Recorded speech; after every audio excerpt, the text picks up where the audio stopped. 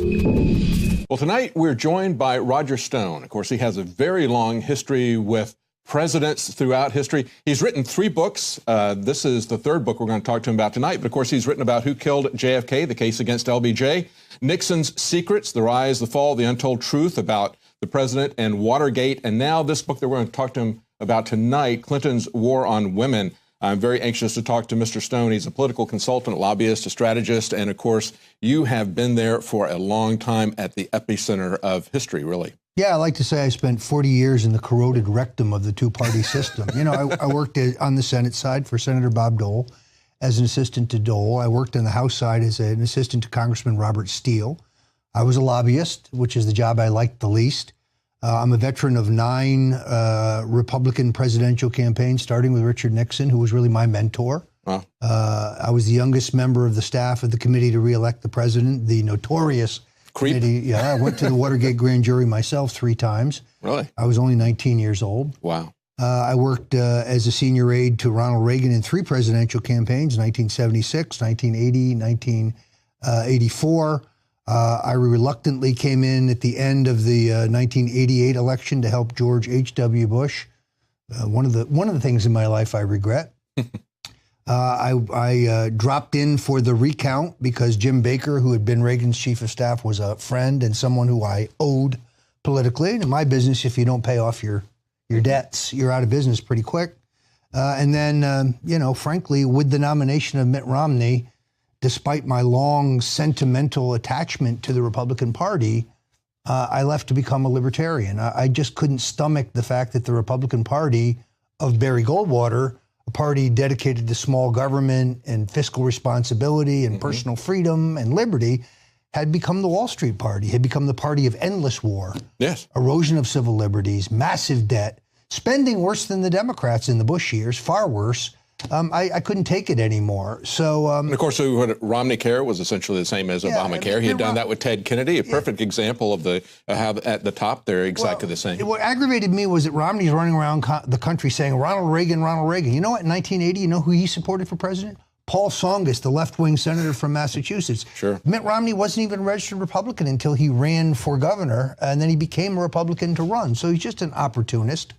And he couldn't even sound like, you know, I'm a severely conservative. What does that mean? Yeah. The guy couldn't even talk the talk, never mind walk the walk. So I helped Governor Gary Johnson, who's a very accomplished and pro-freedom, pro-liberty, 2-term governor of New Mexico, who had a great track record for economic growth and personal freedom. I helped get him on the ballot in 48 states. And I found that to be both a great experience and a very frustrating experience, because the Presidential Commission on Debates is not appointed by the president.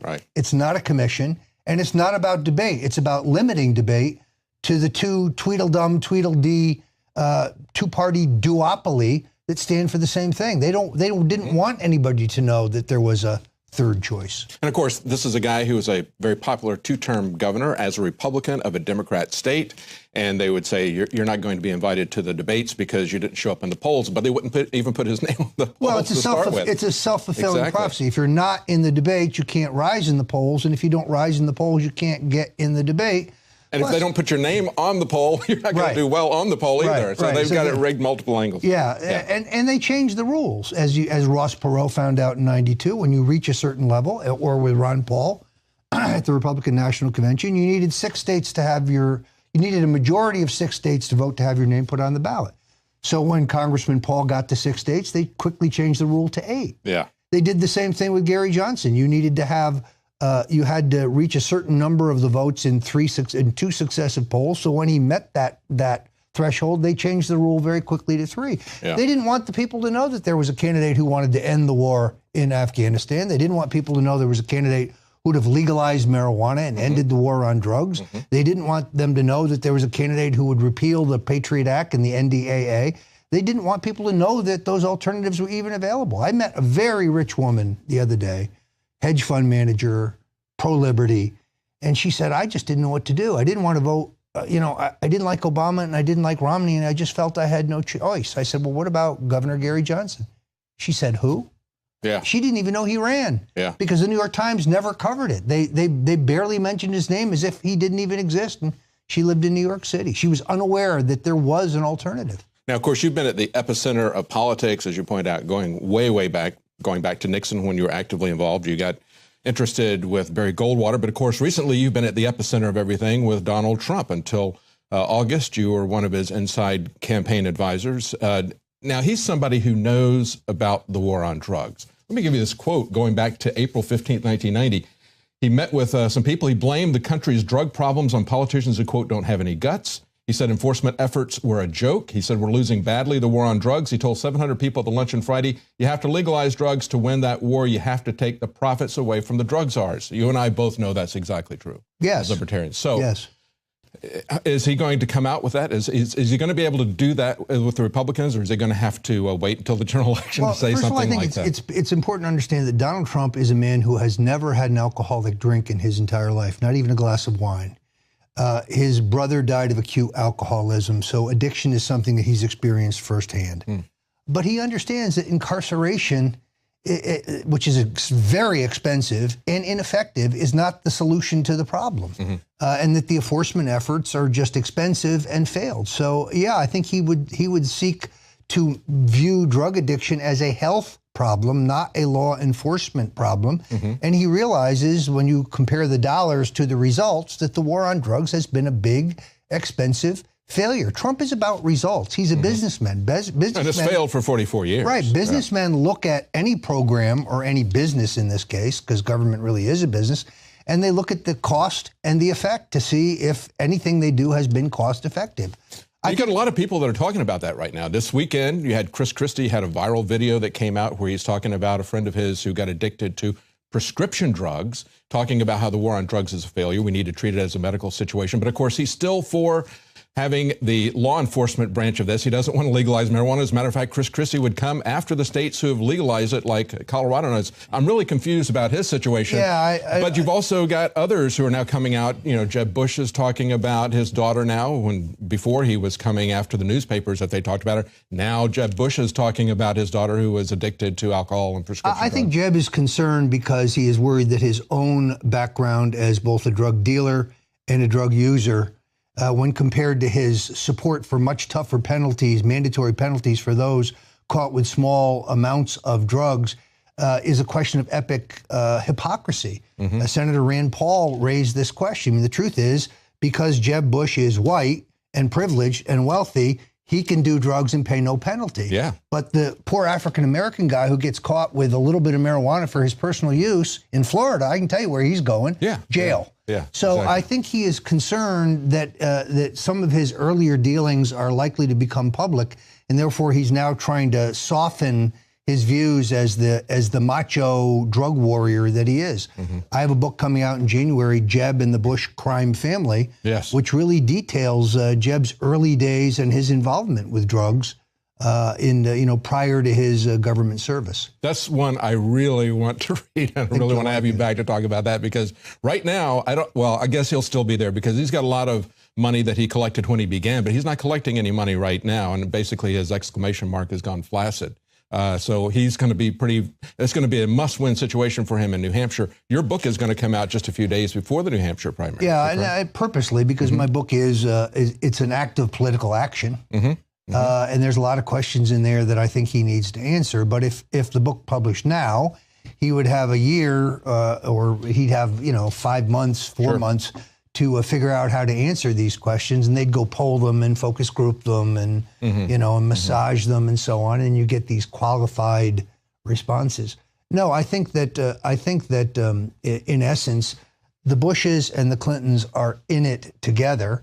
Not long ago, you remember Hillary started attacking Jeb. That's because Jeb was starting to flag in the Republican contest, and she was trying to elevate him. This is her preferred They're opponent. bookends, and of course that's the way the entire Republican-Democrat situation has been. They elevate each other. Well, Jeb isn't going to raise the question about Bill's involvement in cocaine running in the United States when he was governor of Arkansas, because his own father was involved. So it's kind of checkmate. They'll never, Jeb will never get in Hillary's face. Jeb gave Hillary a medel. How do you run against somebody who gave a medal for public service? Exactly. And we'll talk about that when we come back, what was going on with Jeb and Jeb's father and going on with Noriega down in Central America. Stay with us. We're going to be right back. We're going to take a quick break, and we'll be right back with Roger Stone, political consultant to Donald Trump, among many others, many former presidents as well. We'll be right back. I began to get into iodine a few years ago because it was helping me and my family so much get healthy and detoxify. I believe our research is conclusive. This is the best iodine out there. And I know this for a fact. Nobody else has got iodine based on these pure crystals, ladies and gentlemen. For a limited time, experience the ancient power of Survival Shield X2. I believe our research is conclusive. This is the best iodine out there. Take advantage of this at InfoWarsLife.com. And why wearing a Hillary for President t-shirt might get you punched in the face. They thought it said Hillary for President. He said, I was seconds away from sending my bar back over here to punch you in the face. Since you're wearing a Hillary for Prison shirt, you don't have to buy drinks here. Everything's on the house. Hillary for President! Hillary's not surging, I tell you that. They're not saying that. They're not saying, thank you.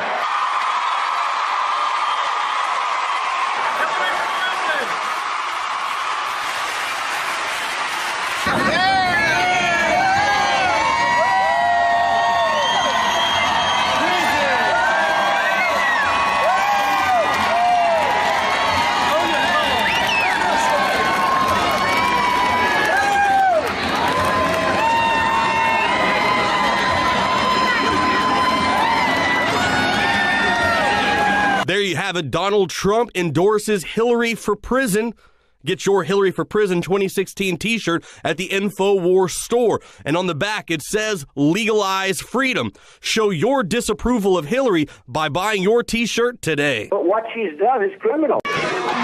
This is an American president. Just add puppet, then vote and repeat every 4 years.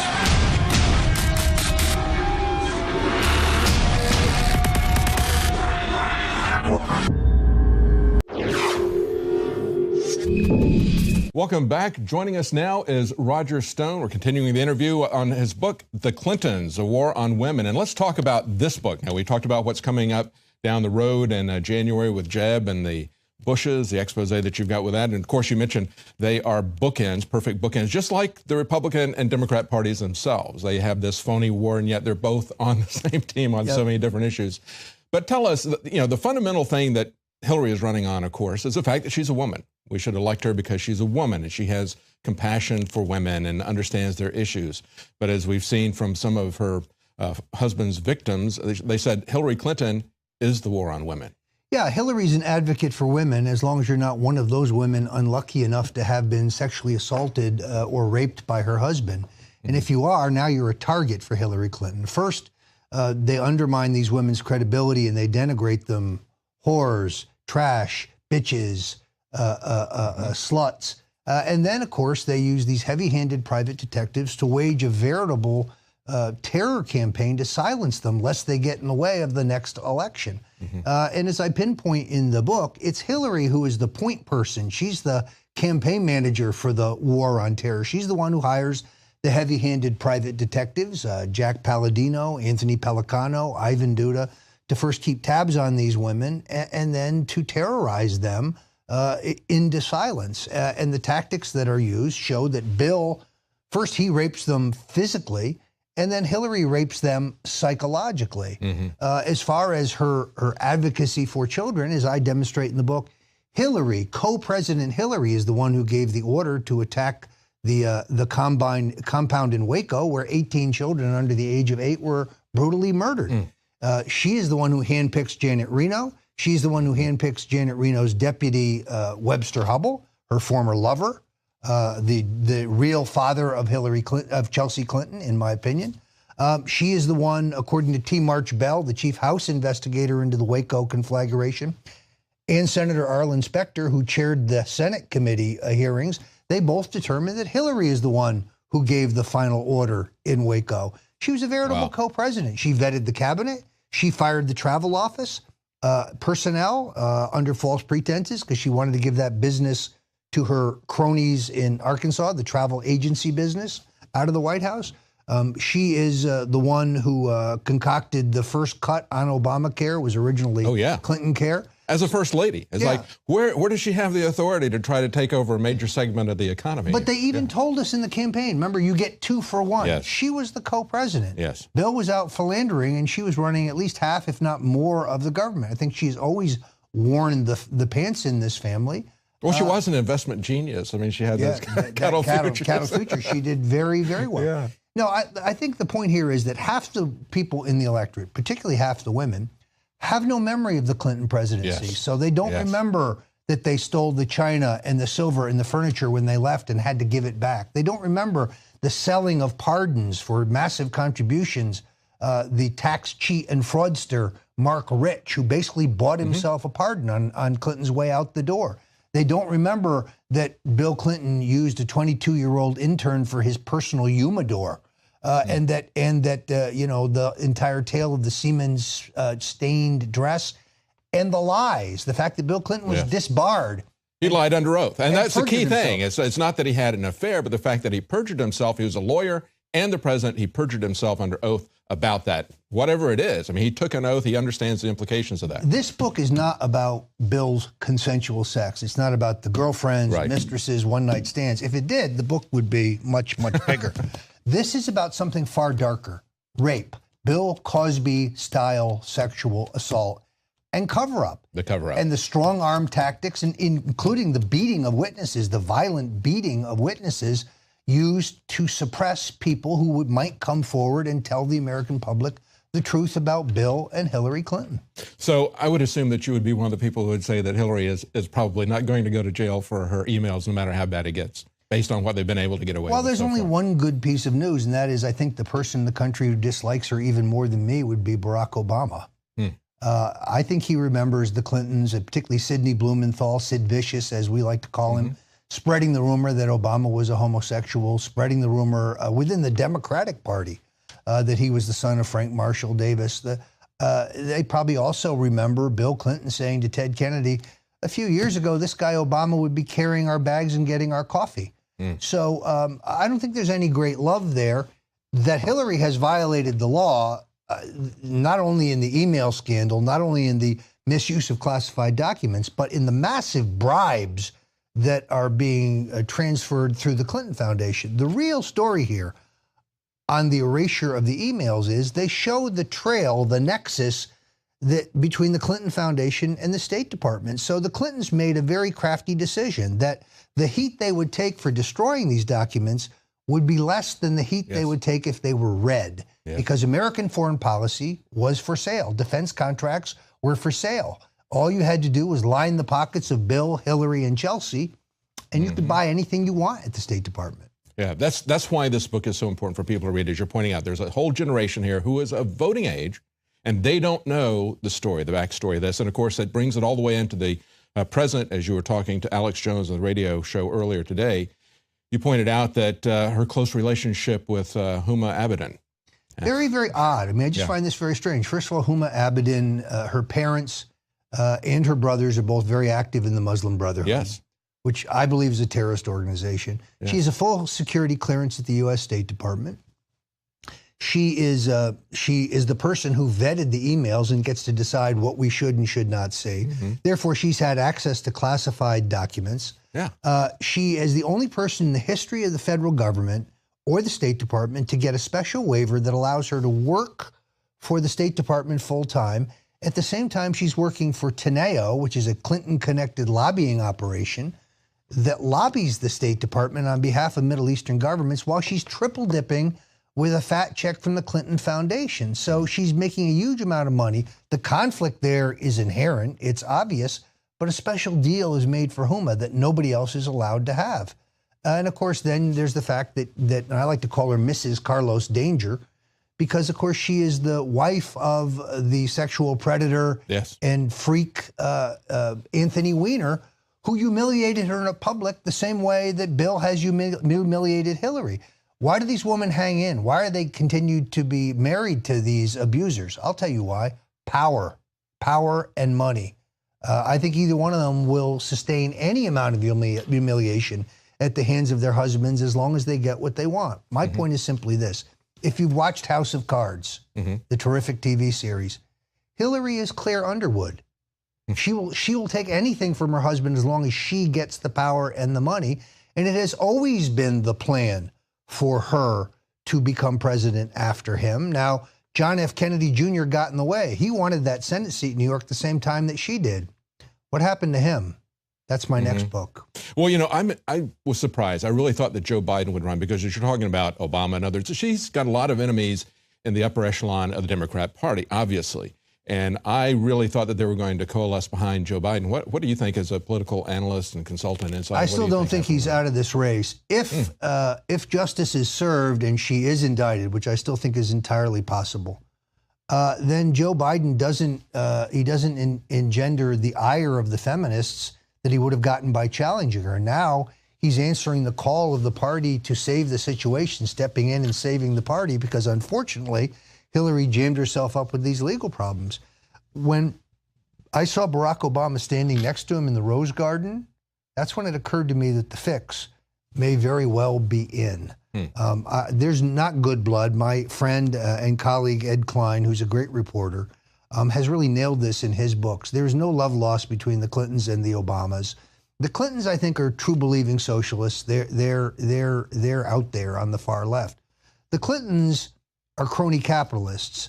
They'll be bought by the left, but they want the money. Show me the money. Exactly. So, or as Rand Paul pointed out, they're also neocons. I mean, they want every war because they can make money off. Right. So, you know, they're crony capitalists, and the idea that Hillary would somehow tame Wall Street, where do you think all this money she's burned through has come from? Exactly. Just like the $100 million that Jeb has amassed from Wall Street. This is why he's not going to drop out. It's why he will stay in the race. Well, I'm looking forward to reading your book. Unfortunately, we're out of time. We could talk for a couple of hours easily on this. I'm very interested in seeing this, on catching up and refreshing my mind as to what's happened over the last 20, 25 years of Hillary Clinton. Roger Stone, The Clintons' War on Women. Thank you so much. And thanks for being here. Thank you very much.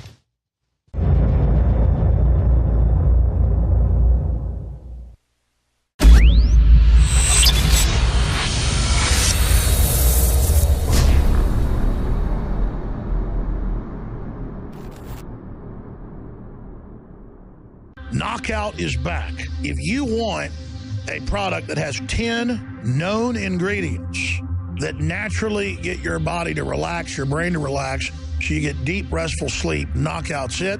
InfoWarsLife.com. L-theanine, hops flower extract, lemon balm extract, valerian root extract, chamomile flower extract, L-tryptophan extract, melatonin, and more. All organic, all the natural sources. It's the same price as leading brands of melatonin that are 3 milligrams apiece. It has 3 milligrams, the standard recommended dose for an adult.